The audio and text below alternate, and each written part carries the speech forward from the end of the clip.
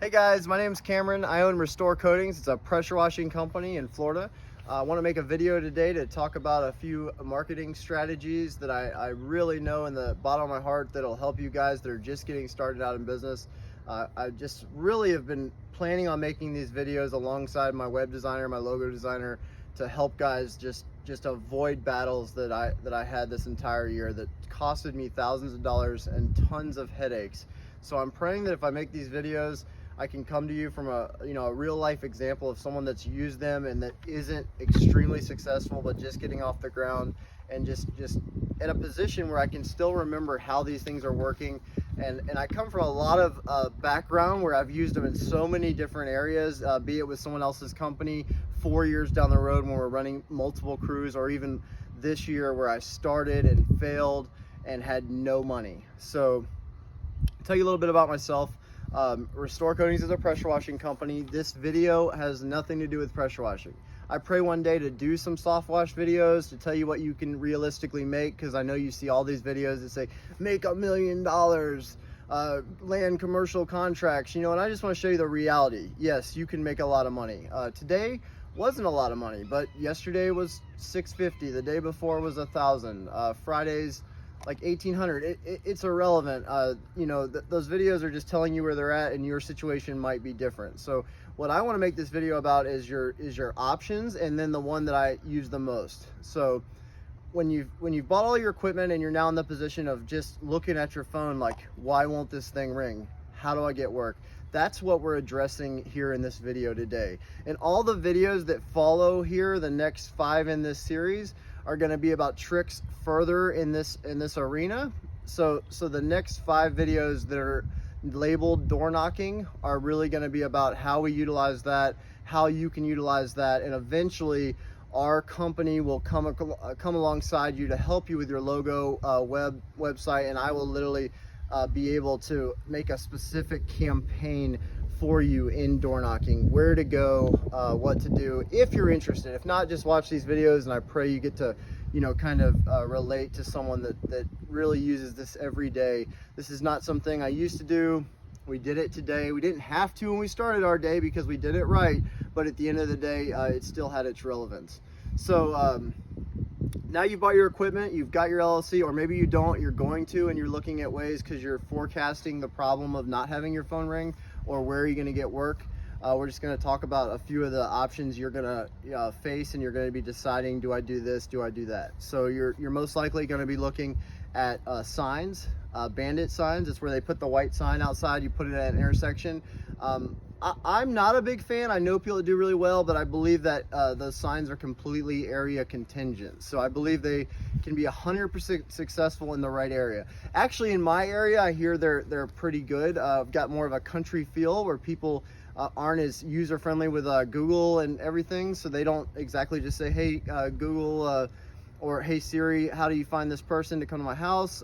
Which is really where I'm aiming the company to be on the digital side, building up our SEO and stuff. But we'll talk about that in the future with our web designer. Today we're talking about the other forms. So your other options that you might be considering are Yelp, Home Advisor, Facebook marketing, where you do a paid budget, and that I'll make a separate video about. Also had some success, but not exactly any amounts of success as the premier thing we're going to talk about today, which we'll finally get to, which is door knocking. So how we use this to start, that's different than how we use it today. Like I said, Brian, who's holding the camera, and we actually used this strategy today. We used it last week, and we had some great success.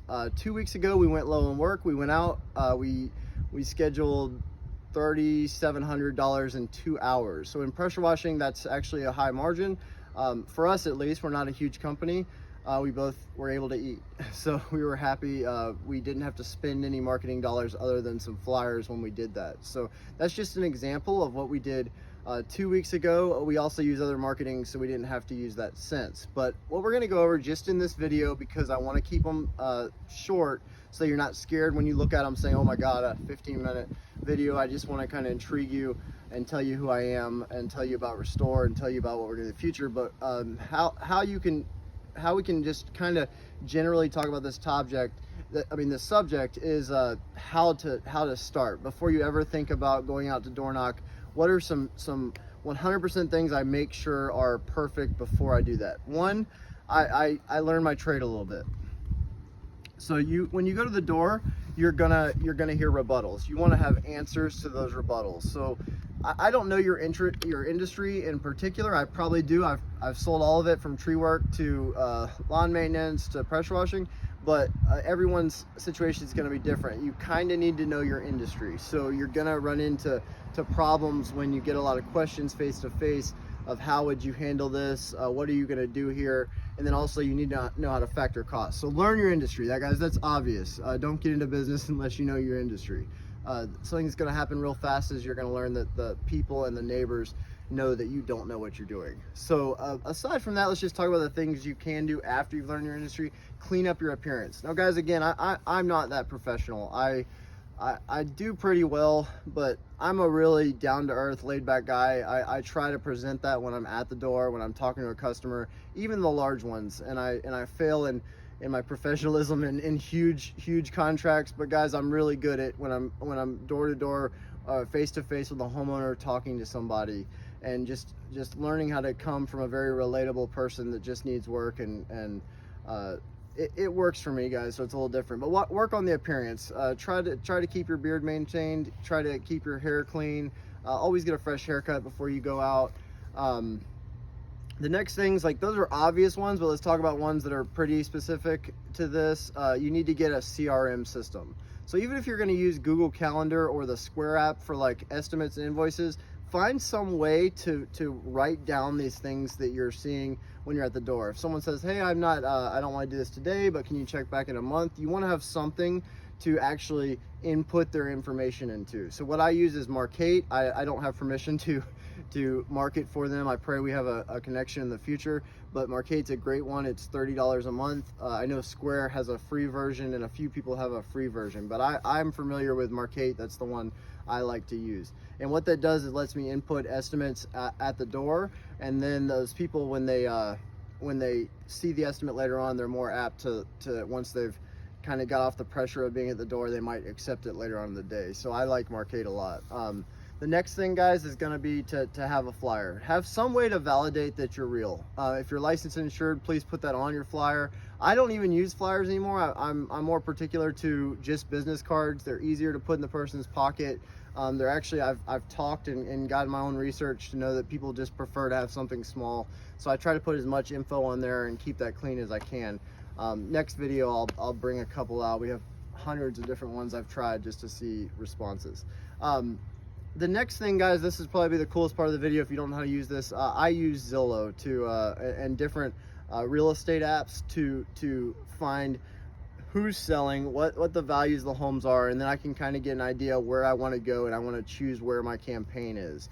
So guys, in the next videos, we're going to talk more about specifics, what I say, how I keep it short and straight to the point. But this video, I just want to talk about how we, just those few things you can work on right now, and that we will be making on the future, more videos and offering services as far as helping you brand and helping you make specific campaigns, guys. But lastly, I am going to just talk about how we used it, today. Let's just talk about a real life example. So the way, let's say you're watching this and you want some free campaigns that you do have a Google budget, your GMB does have a lot of reviews, but you want to, just have a free way to pick up more work.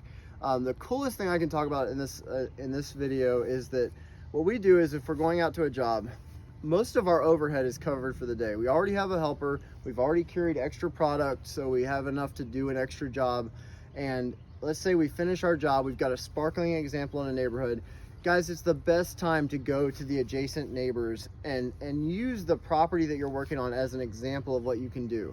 Now, guys, the trick with this that I will give away in this first video is to not do that right away. So don't get to the job, start the job, and run over to the neighbor. Let it spark some interest. When we did chainsaws, let the chainsaw run a little bit. Let them hear the noise. Let them hear the commotion. Then you can walk over and say, hey guys, if you heard all that noise, this is what we're doing.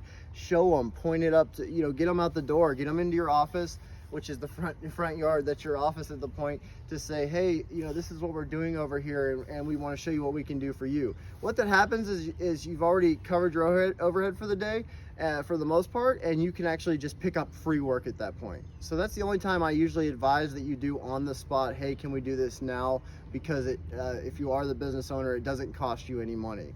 You're already covered for the day. Anything you make at that point is pretty much profit. You know, yeah, you might put some wear on your chains or use some extra solution, but it's way different than actually heading out in the morning with an amount of risk that you might not accomplish that job, or that they might cancel or anything like that. So this is the best time to actually use door knocking, is after you've got an example.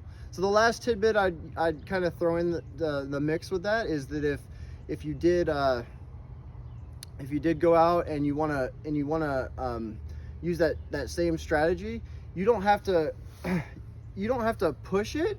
But if you need to go out and get an example for a neighborhood in an area that you want to be in, you can go out and do a cheap option in that area. So the forced door is always the hardest, because you kind of have to break the ice in the neighborhood. So you want to get your presence out there. You can go offer a special. Like sometimes, hey, can I do a driveway for $100 when we don't really believe in that anymore? Yes, we can, when we have no work that day and we want to take the crew out and really make a scene. To really get a pop-off effect. Because guys, once you get started in a neighborhood and they see that this person trusts you and they see the quality of what you're doing, it's so much easier for the neighbors to say yes. I call it like a 50% yes. Like if they can come to the door and they're next door and it looks like an area that has enough money to spend on service industries, usually you can get a yes if they need the service. So you don't want to go and say, hey, this person doesn't need our service, but add that into your probability. But if they did next door need your service and you went next door while working and had a shining example of good work, usually you can get a yes. So guys, that's going to be it for today. The next videos will entail the tricks at the door. Eventually we'll have an example of people that I train little tricks and tidbits, and how much success they had from day one, hour one, going to the door, just by saying a few things that we do. We'll go more into other forms of marketing, like really enhancing your GMB, some SEO tricks. Some of those you might have to pay for, because it took me, I don't know yet. I haven't formulated my opinion on giving away that information free, but I know that I learned a lot of lessons in paying 100 different $300 SEO companies, and when you can really do it in reality all yourself. We'll go over website linking, the value of that. We'll go over colors and branding, and then using a professional logo, a ton of stuff, guys. But this video, I just wanted to introduce myself again. I pray there's not too many negative comments. I'm just coming to you from the bottom of my heart to hope you get work, and that's it.